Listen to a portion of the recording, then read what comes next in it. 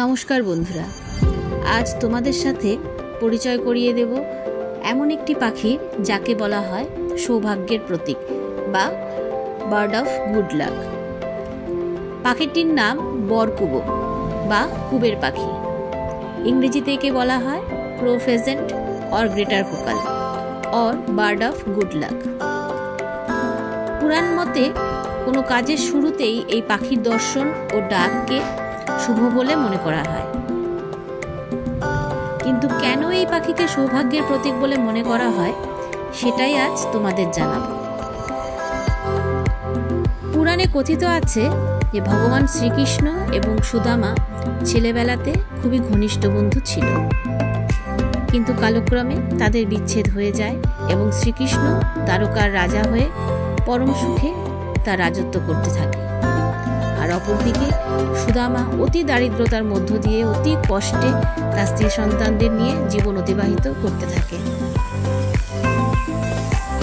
দারিদ্র্যের জ্বালা আর স্ত্রী সন্তানদের কষ্ট সহ্য করতে না পেরে অবশেষে একদিন সুদামা শ্রীকৃষ্ণের সাথে দেখা করে তার সমস্ত দুঃখ কষ্টের কথা জানাবার উদ্দেশ্যে দ্বারকা যাওয়ার জন্য মনস্থির করে থাকে।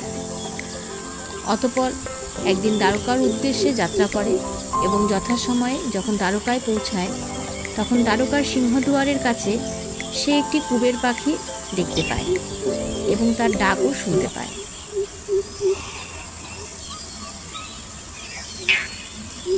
এরপর দ্বারকায় প্রবেশ করলে শ্রীকৃষ্ণ ও তার স্ত্রী রুক্মিণীর কাছ থেকে সে কল্পনাতীত আদর অভ্যর্থনা পায় এবং তাদের যত্নে তার সমস্ত দুঃখের কথা সে ভুলেই যায়।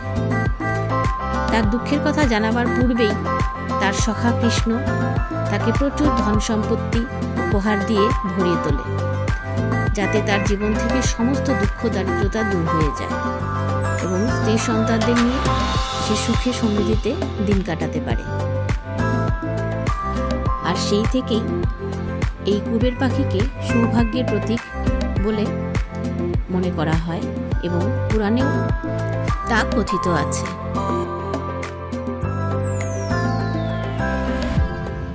বন্ধুরা, ভিডিওটি ভালো লাগলে একটি লাইক করে দেবেন এবং কমেন্ট করে আপনাদের মূল্যবান মতামত অবশ্যই জানাবেন।